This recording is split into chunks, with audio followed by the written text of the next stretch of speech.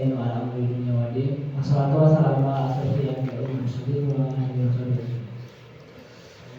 Alhamdulillah, pertama-tama mari kita panjatkan kehadirat Allah Subhanahu wa taala yang telah memberikan kita nikmat iman, nikmat Islam serta nikmat sehat sehingga kita bisa hadir di tempat yang kita cintai ini dalam keadaan sadar. Tidak lupa juga kepada Nabi kita itu Nabi Muhammad SAW, tidak lupa kepada keluarganya dan juga kepada sahabat-sahabat. Sebelum pembagian materi, mari kita jadikan hati dan lapang pikiran agar kita bisa masak dan mendalami apa yang bisa tahu. Mari yang jauh mendekat, yang dekat merapat agar kita bisa hadir di tempat yang akan segera dibuka ini. Bagaimana teman-teman akhir tahun ini, apakah ada hal-hal baik? Ada. Nah, itu teh. Baiklah, karena berhubung saya berada di sini, waktu dan tempatnya dipersilakan. Bismillahirrahmanirrahim. Alhamdulillahilladzi hadana li hada wa ma kunna linahtadiya laula an hadanallah. Asyhadu an la ilaha illallah wahdahu la syarika lah wa asyhadu anna Muhammadan abduhu wa rasuluh alladzi la nabiyya ba'dah. Allahumma shalli ala Muhammad wa ala ali Muhammad kama shallaita ala ali Ibrahim wa barik ala Muhammad wa ala ali Muhammad kama barakta ala ali Ibrahim fil alamin innaka Hamidum Majid. Alhamdulillah, setelah kita memuji Allah Subhanahu wa taala, juga mengucapkan dua kalimat syahadat yang disambung dengan salawat kepada Nabi Sallallahu Alaihi Wasallam. Mudah-mudahan semua itu bisa menjadi saksi di hadapan Allah Subhanahu wa taala dan bisa dijadikan hujah bagi kita bahwa kita di antara orang-orang yang menjaga amanah Allah Subhanahu wa taala, yang tetap menjaga kalimat tauhid, yang tetap menjaga kebaikan-kebaikan sunnah-sunnah yang diajarkan oleh Rasulullah SAW. Maka tentunya alhamdulillah hari ini kita masih bisa melaksanakan kajian rutin kita di kondisi yang memang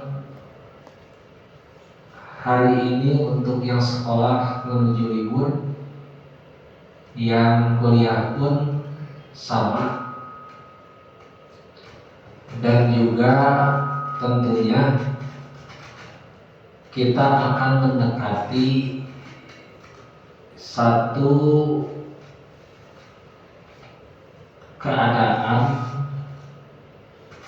yang itu akan sangat menentukan kita di hadapan Allah Subhanahu wa taala, dan juga tentang keyakinan kita terhadap akidah tauhid kita, yaitu di antaranya kita akan banyak mendengar fatwa-fatwa mengenai toleransi dalam beragama. Nah, ini harus kita siapkan hati kita, mental kita berhadapan dengan orang-orang yang secara ideologi sama dalam Islam, yang secara paham kita mereka juga termasuk yang mengerti tentang syariat Allah Subhanahu wa taala. Maka jangan sampai nanti kita terkecoh dengan bahasa-bahasa yang digunakan oleh orang-orang yang kita anggap secara pemahaman bahwa memang mereka pintar. Ya. Nah ini harus kita siapkan. Setidaknya kalaupun kita tidak paham mengenai hal itu, maka kita cukup diam dan meyakini bahwa toleransi dalam agama itu bukan salah kaprah. Seandainya kita bisa dan mampu untuk menjawab, maka kita jawab. Nah nanti di tanggal yang mendekati ya, yang diyakini oleh agama lain itu tentang hari Natal, itu akan muncul pemahaman-pemahaman yang disampaikan justru oleh teman-teman kita seagama, istilah toleransi dalam beragama, sehingga banyak nantinya atau yang beranggapan boleh mengucapkan selamat Natal padahal orang itu beragama Islam. Nah, kita tidak bermaksud untuk melecehkan agama yang lain, tapi kita meyakini bahwa agama yang benar itu adalah Islam. Sekali lagi nih, kita menghargai, tapi kita meyakini bahwa agama yang benar dan yang akan menyelamatkan itu cuma Islam, hanya Islam saja. Jadi kita tetap menghargai mereka, tapi dalam urusan akidah kita meyakini yang benar ya kita agama Islam.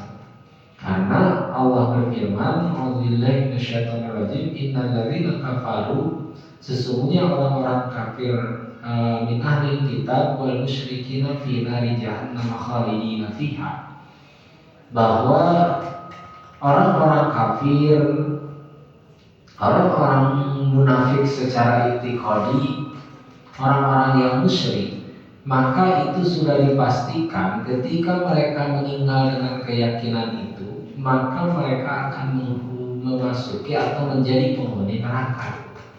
Nah itu tetap kita yakini dan tidak boleh kita rubah. Nah nanti orang-orang yang berpaham liberal, berpaham, dulu itu kita kenal ada istilah fikih lintas agama dan sebagainya, yang nanti akan mengarahkan kepada orang-orang Islam bahwa kita harus toleransi sehingga dibolehkan mengucapkan selamat Natal. Itu padahal tidak boleh, ya. Jadi itu tidak boleh kita mengucapkan selamat Natal, karena bagi mereka ketika kita mengucapkan selamat Natal artinya kita menyetujui tentang pengakuan mereka terhadap Nabi Isa. Itu seperti halnya ketika kita mengucapkan, ketika kita meminta mereka untuk mengucapkan syahadat.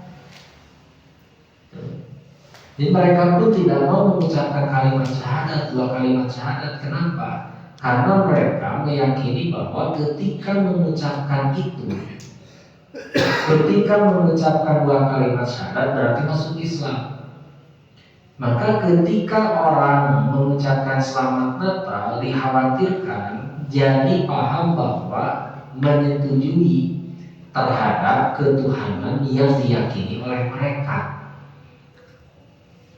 Lalu ada yang berapologi, ada yang mengungkapkan, berpaham bahwa seandainya ya, kalau hanya dalam ucapan dan itu tidak dengan hati, apakah itu sama? Maka yang kita hukumi itu bukan tentang hati, yang kita hukumi adalah apa yang sudah menjadi amal. Makanya kata Rasul, ketika seseorang mengucapkan dua kalimat syahadat, maka haram darahnya. Sampai-sampai sahabat berkata kepada Rasul bahwa kita tidak yakin bahwa dia benar bersyahadat. Bisa jadi syahadat itu hanya menjaga dirinya supaya tidak meninggal atau tidak dibunuh. Tapi kata Rasul, yang kita lihat adalah ketika dia mengucapkan dua kalimat syahadat, maka haram darahnya untuk ditumpahkan. Dan Rasul tidak meyakini dan Rasul tidak menghukumi tentang hatinya karena tidak tahu setikat Rasul kecuali diberitahukan oleh Allah. Nah, kita pun itu tidak bisa menjadi dalil ketika mengatakan misalkan mengucapkan selamat Natal dengan alasan toleransi dan hati kita tetap tidak setuju tentang agama mereka, itu bukan tentang urusan hati tapi tentang perbuatan nantinya. Karena yang kita hukumi adalah apa yang sudah menjadi perbuatan atau apa yang sudah menjadi amal. Maka amal itulah yang kita hukumi, amal itulah yang kita yakini, sehingga ketika kita mengucapkan itu dikhawatirkan kita menyetujui terhadap paham ketuhanan mereka. Yang jelas-jelas kita menolak tentang hukum itu. Dan kalau kita berbicara toleransi, maka tentunya kita jauh lebih toleransi dibandingkan mereka yang berpaham berbeda dengan kita. Jadi kalau kita mau berbicara tentang toleransi, maka kita orang Islam itu lebih toleransi. Rasul sudah mengajarkan itu. Ketika orang-orang berdatangan, ketika Rasul diminta untuk beribadah sulit, artinya ketika Rasul diminta untuk meninggalkan dakwahnya, ya, dan beribadah sesuai kembali kepada zaman jahiliyah, maka Rasul tidak mau, menolak dengan keras tentang itu. Dan ternyata orang-orang kafir pada saat itu, kafir Quraisy pada saat itu meyakini atau membuat siasat bagaimana supaya Rasul itu mau kembali kepada paham jahiliyah. Akhirnya mereka menawarkan kepada Rasul, kita bergantian saja dalam beribadah. Satu waktu kau beribadah kepada kami, dan di waktu yang lain maka kami akan mengikuti ibadahmu. Itu di dalam surat Al-Kafirun. Nah, itu toleransi yang paling jelas bagi kita, dan Rasul menolak itu. Karena ibadah itu tidak bisa seenaknya. Terkadang jadi kafir, ibadah orang kafir, terkadang jadi muslim. Ya. Maka toleransi itu dalam beragama atau toleransi kita dalam berpaham, ya, ketika kita tidak mengikuti orang lain atau tidak berpura-pura mengikuti orang lain, maka itu adalah toleransi. Ketika kita berpura-pura mengikuti paham ataupun keyakinan orang lain, tapi ketika di belakang orang tersebut justru kita menolak tentang pahamnya, maka itu bukan toleransi. Justru ketika kita di hadapannya menolak dengan alasan pemahaman dan keyakinan kita, dan kita tidak membuat paham ataupun kita tidak membuat opini di luar itu, di luar atau di belakang orang tersebut, kecuali kita menganggap bahwa apa yang diyakini oleh orang tersebut, maka itu adalah toleransi. Sekali lagi gini, ketika kita berbeda paham lalu kita menolak ketika diajak, tanpa kita membuat opini tentang kejelekan orang tersebut, maka itu toleransi walaupun kita tidak mengikutinya. Tapi ketika ada yang mengajak kita mengikuti di luar itu, di belakangnya justru membuat opini menyalah-nyalahkan orang tersebut, maka sebenarnya ikutnya orang tersebut dalam kegiatan ataupun dalam paham itu bukan disebut toleransi. Nah, Rasul itu ketika beliau diajak bergantian mengikuti ibadahnya orang-orang kafir Quraisy, justru Rasul menolak. Kata Rasul, ibadahmu ya ibadah silahkan, ibadah kami akan seperti kami lakukan di hukum waliyadin. Bagi kalian agama kalian dan bagiku agamaku. Nah, itu kan dua hal yang berbeda, dan itu cara Rasul memberikan pemahaman kepada kita tentang toleransi. Nah, kita pun ketika nanti nih tidak lama lagi sampai mungkin di akhir tahun ya, sampai akhir tahun akan banyak opini-opini yang disampaikan oleh orang-orang yang memang memahami bahwa toleransi itu harus mengikuti, maka tentu itu adalah bagian dari cara orang-orang kafir membungkus keburukan dalam kalimat toleransi. Dan kita dengan keterbatasan kita, dikarenakan yang berbicara itu adalah orang-orang yang berilmu, sehingga kita menganggap bahwa itu benar. Nah, makanya kita harus terus belajar dan memahami setiap urusan terutama dalam akidah. Jangan sampai urusan akidah justru ternodai dengan hal-hal yang sifatnya seperti itu. Jadi tantangan kita apalagi akhir malam minggu seperti ini, hujan akhir tahun mungkin nanti itu luar biasa. Tantangan bagi kita sangat luar biasa. Ya enak makan di rumah cici nonton atau minimal kan jalan-jalan lah, gitu kan, minimal nongkrong misalkan di golf gitu. Dan kita banyak di antara kita justru tidak memilih itu. Nah, ini jadi benteng bagi kita yang kita berharap nanti sampai akhir tahun itu kita tidak mengikuti tren opini-opini yang disampaikan oleh orang-orang tertentu yang menganggap bahwa toleransi itu harus mengikuti. Justru ketika kita menolak itu, maka kita sudah bertoleransi. Piragi mengucapkan selamat, banyak menitemenang. Itu bukan tentang selamatnya, tapi tentang keyakinan yang dipegang, tentang faham ketuhanan gitu. Kan tauhid itu paham kita meyakini kalimat la ilaha illallah. Lalu ketika kita mengatakan menganggap bahwa agama yang lain juga benar, maka itu meyakini bahwa ada ilah selain Allah.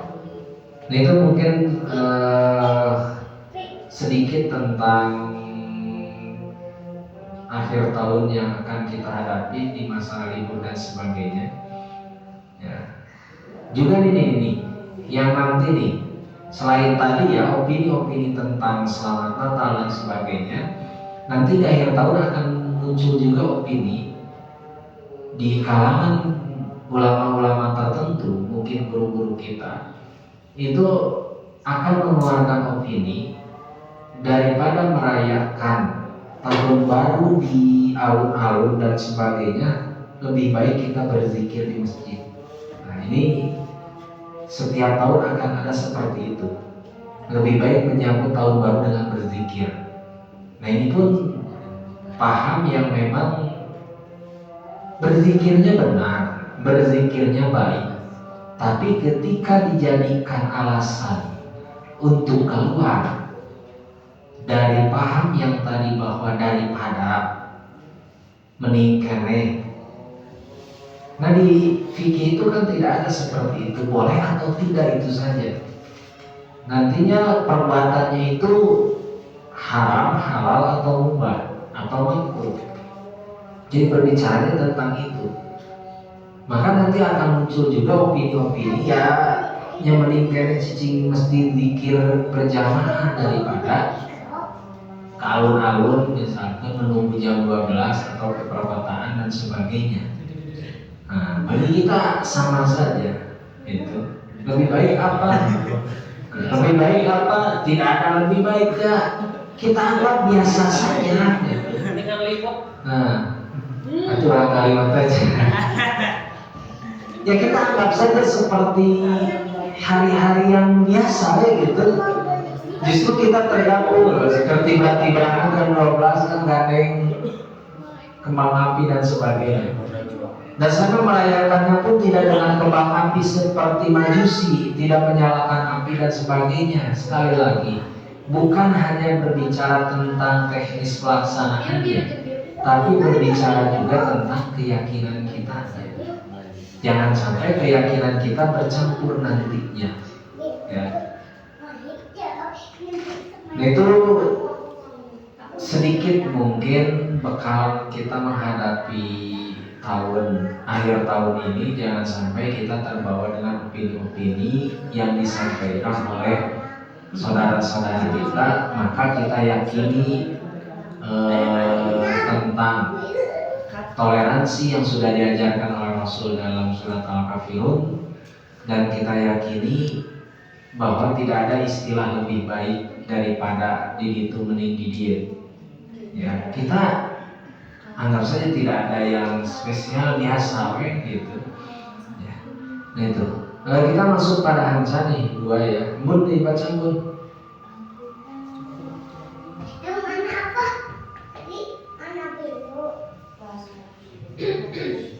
حدثنا آدم حدثنا شعبة حدثنا محارب بن دثار قال سمعت ابن عمر يقول قال النبي صلى الله عليه وسلم مثل المؤمن كمثل شجرة خضراء لا يسقط ورقها ولا يتحت فقال القوم هي شجرة كذا فأردت أن أقول هي النخلة وأنا غلام شاب فاستحييت فقال هي النخلة وعن شعبة حدثنا خبيب بن عبد الرحمن عن حفص بن عاصم عن ابن عمر مثله وزاد فحدثت به عمر فقال لو كنت قلتها لكان أحب إلي من كذا وكذا. Nah, kita masuk pada bab tidak malu ketika kita mengucapkan kebenaran atau ketika kita ingin mendalami agama. Nah, ini contoh kasusnya. Jadi kita tidak boleh merasa malu ketika kita tahu satu hukum, ketika kita tahu satu ilmu agama, walaupun sebenarnya kita lebih muda atau lebih kecil. Makanya saya selalu bilang bahwa sekiranya yang disampaikan itu ada yang berbeda paham, maka silahkan saja. Itu kalau menemukan yang lebih baik dan lebih kuat dalilnya, maka itu tidak jadi masalah, kita diskusikan. Bahkan kalaupun yang disampaikan itu tidak benar, maka walaupun itu dari anak-anak, ya kita harus menerima itu. Nah, ini contoh kasusnya. Hadatsana Adamu, hadatsana Syu'batu, hadatsana Muharib bin Dirasid. Telah menceritakan kepada kami Adam, telah menceritakan kepada kami Syu'bah, telah menceritakan kepada kami Muharib bin Diras. Qala, yang berkata, sami'tu Umar, aku mendengar Ibnu Umar yaqulu, ia berkata, kata Ibnu Umar, qala Nabi sallallahu alaihi wasallam, bahwa Nabi sallallahu alaihi wasallam pernah menyampaikan, masalul mu'mini kamasali sajarati hadro'a, bahwa masalul mu'mini, perumpamaan seorang mukmin itu, kamasali sajarati, seperti pohon hadro'a yang hijau. Jadi perumpamaan kita sebagai semua orang muslim itu seperti pohon yang hijau, layas kutu, yang dia tidak pernah berjatuhan daunnya, warokoha, dan tidak pernah berguguran. Jadi kita sebagai orang mukmin itu seperti pohon yang kokoh, itu daun dan rantingnya tidak pernah berjatuhan atau berguguran.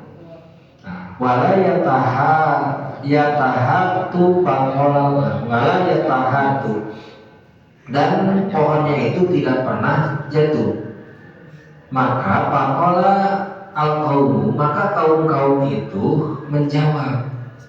Gini kata Rasul itu, kita seorang mukmin itu, kata Ibnu Umar, Rasul pernah menyampaikan bahwa kita sebagai mukmin itu seperti pohon yang hijau, daunnya tidak pernah berjatuhan, tidak pernah berguguran, kokoh kan.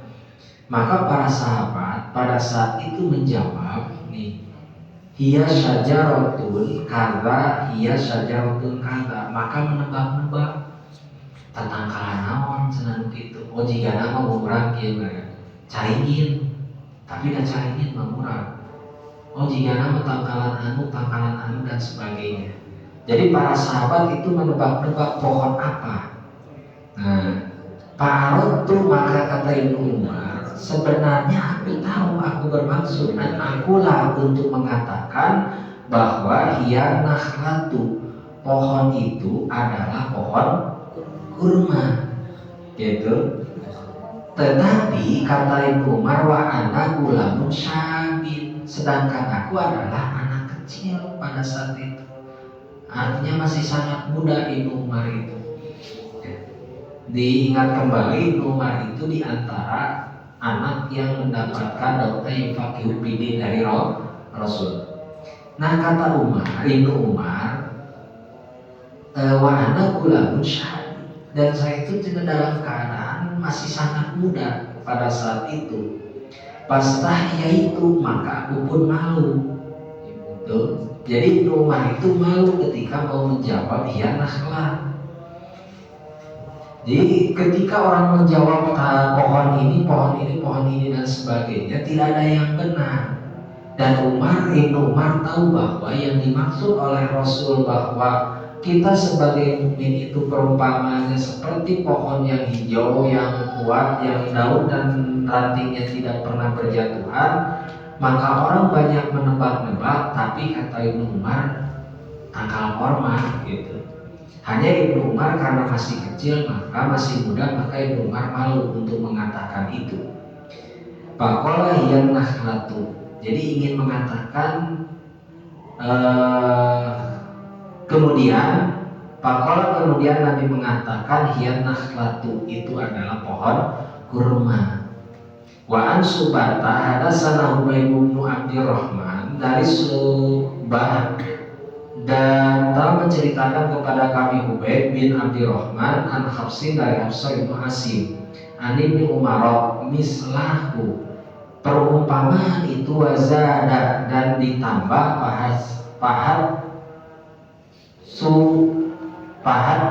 pahadastu, maka aku menceritakannya Umar kepada Umar. Pakola lau kuntu, kalaulah kamu mengatakan, kultaha mengucapkan itu, lakan ahabba ilayya, maka keadaanku lebih menyukai itu min kata makata.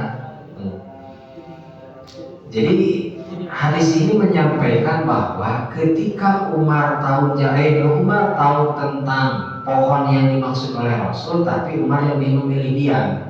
Maka kata Ibnu Umar memilih diam karena dalam keadaan masih muda. Tetapi kata Umar, ayahnya, maka kalaulah engkau menjawab, mun anjeun ngajawab gitu kata Umar, kalaulah kamu menjawab tentang pohon itu adalah kurma, maka aku lebih menyukai itu daripada mendengar jawaban orang-orang yang kata menebak-nebak.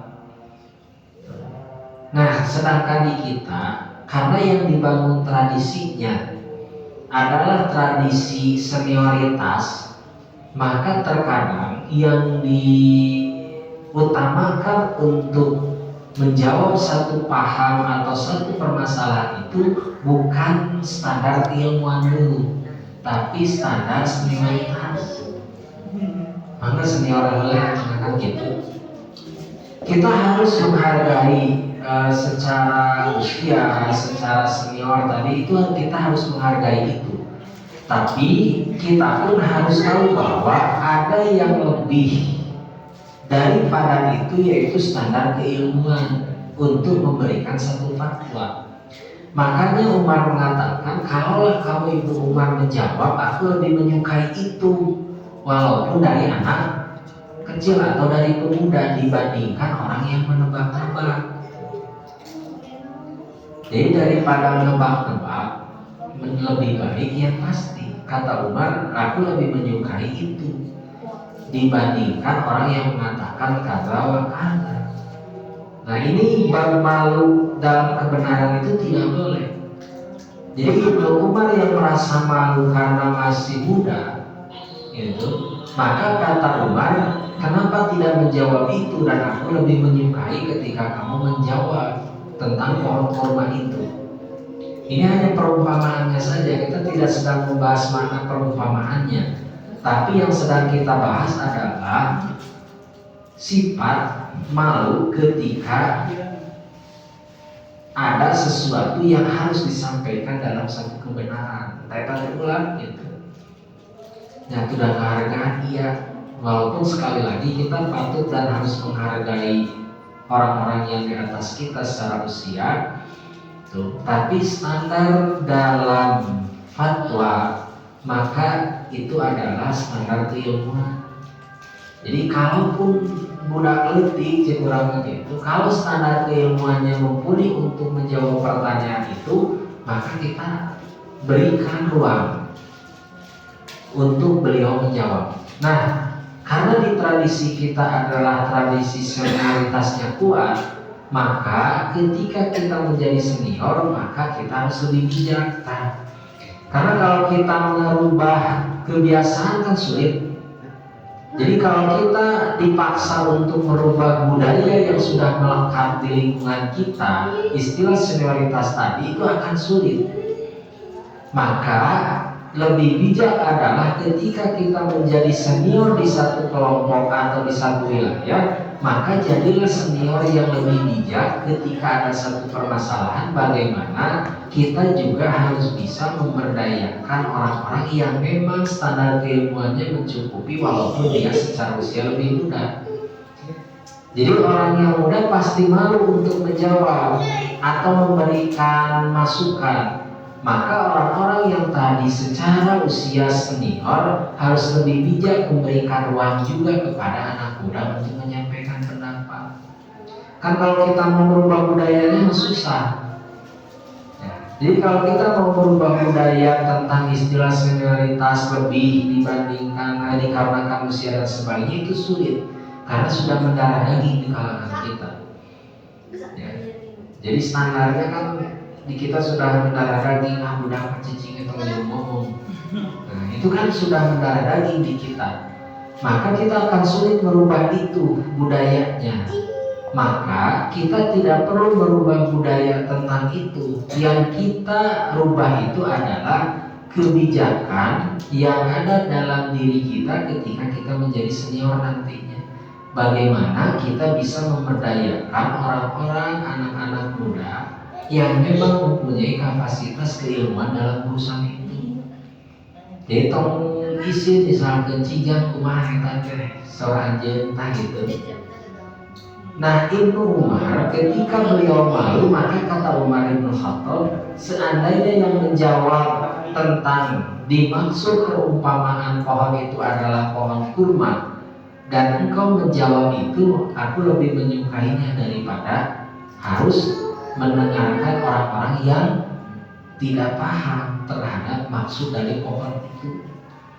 Nah, yang kita bahas dalam hadis ini bukan tentang perumpamaan pohon, orang mungkin pohonnya kuat dan sebagainya, tapi tentang sifat malu yang ada dalam diri seseorang ketika dia mau menyampaikan pendapat. Maka kata Imam Al-Bukhari, temenang gitu, tidak boleh malu ketika ingin menyampaikan kebenaran, dan tidak boleh malu ketika nantinya kita mendalami agama. Nanti di hadis yang kedua, jadi dalam mendalami agama itu tidak perlu malu.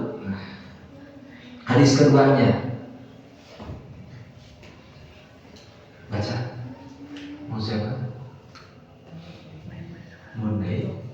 Dika, nggak ada di Dika bener. Oh, حدثنا مسدد حدثنا مرحوم سمعت ثابتا أنه سمع أنسا رضي الله عنه يقول جاءت امرأة إلى النبي صلى الله عليه وسلم تعرض عليه نفسها فقالت هل لك حاجة في فقالت ابنته ما أقل حياءها فقال هي خير منك عرضت على رسول الله صلى الله عليه وسلم نفسها. nah ini tadi yang bab mengenai tidak boleh malu dalam mendalami agama atau nantinya dalam kebenaran. Hadatsana Musaddadun telah menceritakan kepada kami Musaddad. Hadatsana Marhum telah menceritakan kepada kami Marhum. Sami'tu Rasulullah sallallahu alaihi wasallam.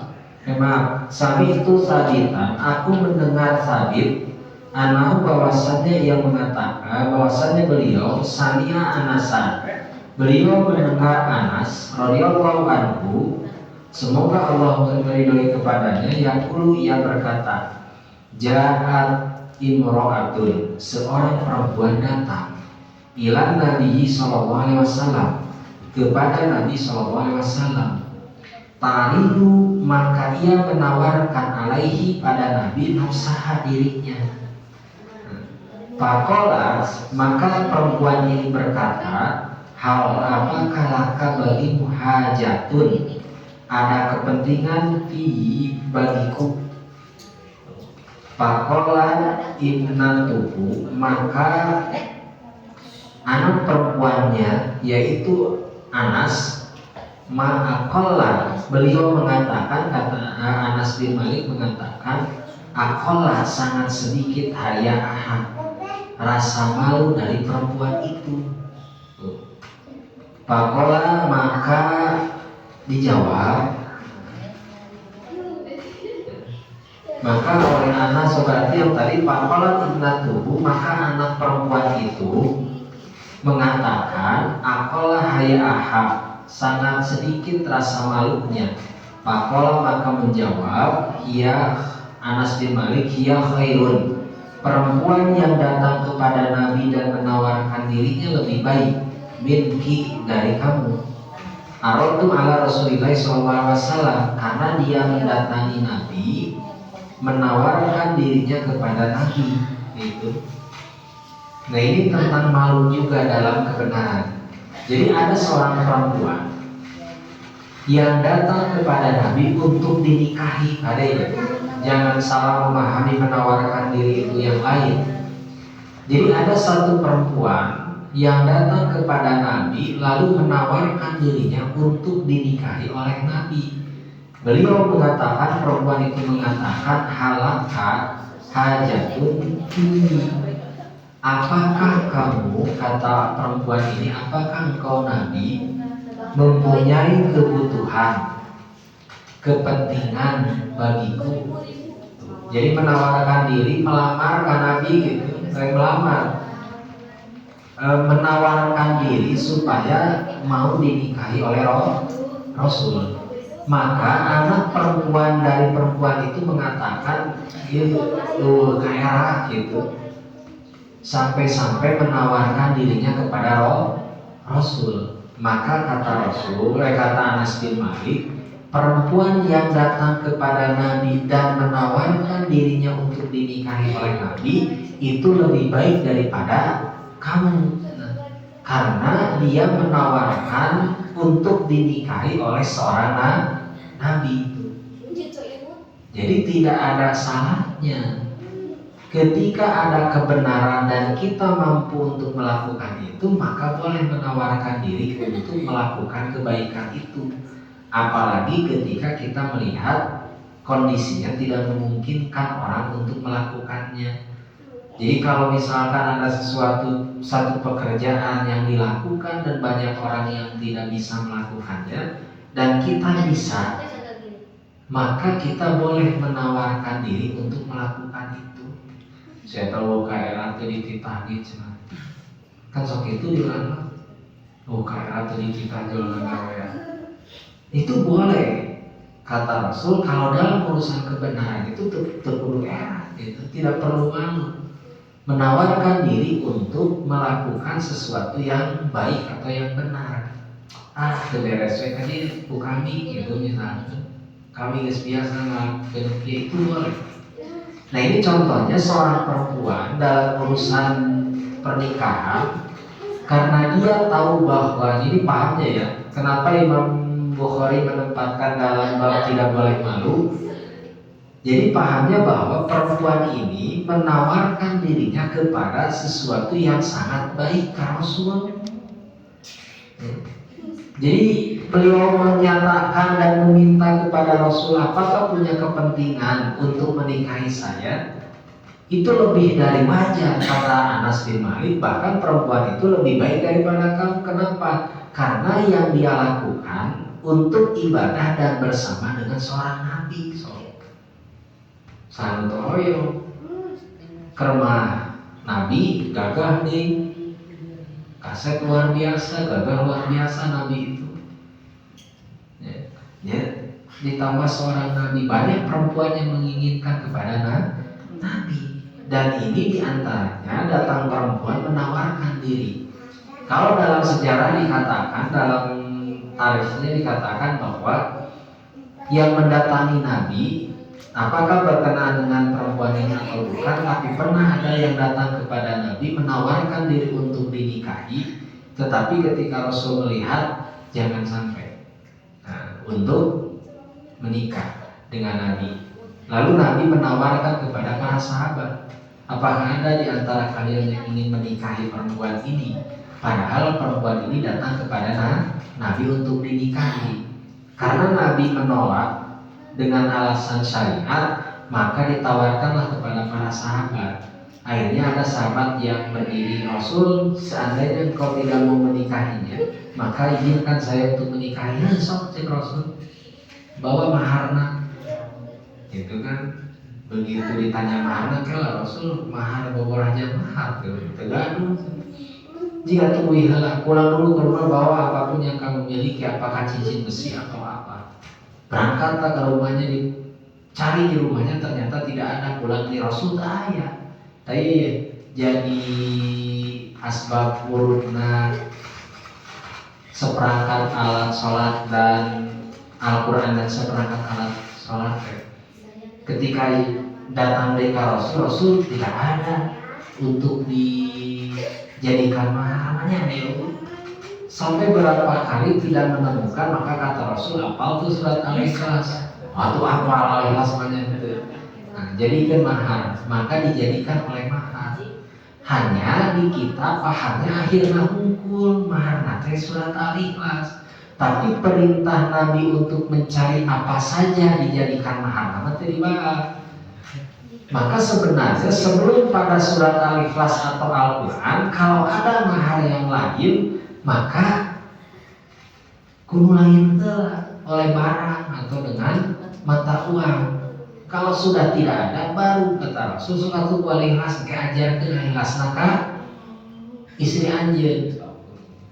Sekarang aku dengan mahar Al-Quran dan seperangkat alat sholat, berarti suaminya ada kewajiban ngajarkan Al-Quran, kecuali maharnya mushaf Al-Quran. Nah, adek, kalau maharnya seperangkat alat sholat dan Al-Quran, maka Al-Quran itu adalah isinya dan ada kewajiban mengajarkan.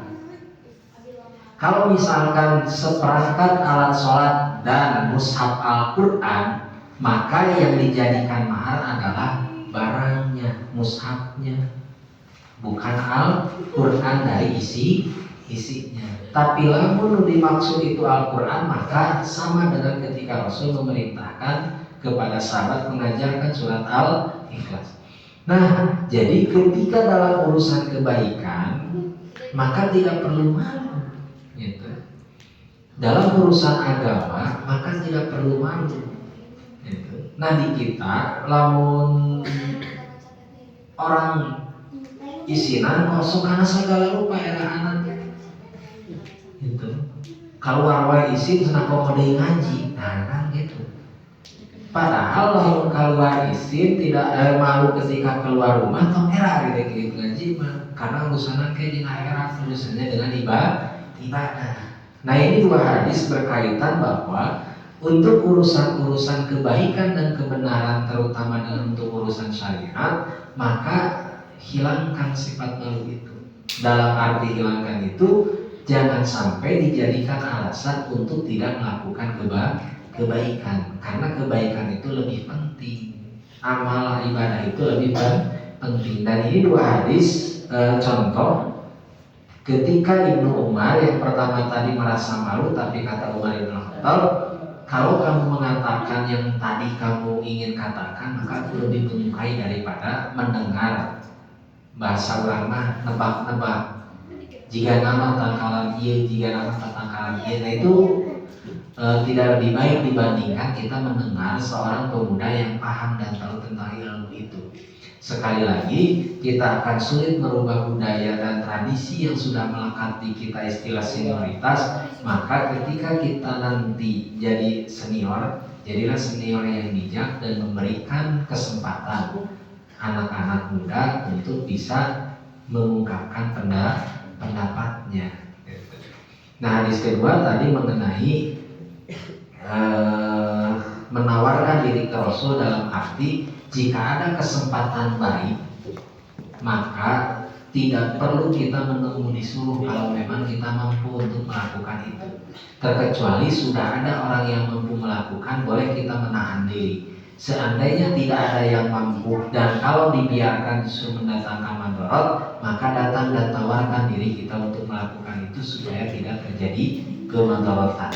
Nah mudah-mudahan dua hadis ini bisa mendatangkan kebaikan bagi kita dan lebih memberikan pemahaman kepada kita tentang rasa malu ini. Nah mudah-mudahan segala kebaikan dari Allah Subhanahu Wa Taala dan tentunya kita berharap keberkahan Allah berikan kepada kita. Dan seandainya ada kesalahan tentu itu dari kebodohan, kejahilan saya secara pribadi, mudah-mudahan Allah mengampuni segala dosa-dosa kita dan melapangkan rezeki kita dan memudahkan setiap urusan kita. Kita tutup saja dengan doa kafaratul majlis. Bismillahirrahmanirrahim. Subhanakallahumma wa bihamdika asyhadu an la ilaha illa anta astaghfiruka wa atubu ilaika. Wassalamualaikum warahmatullahi wabarakatuh.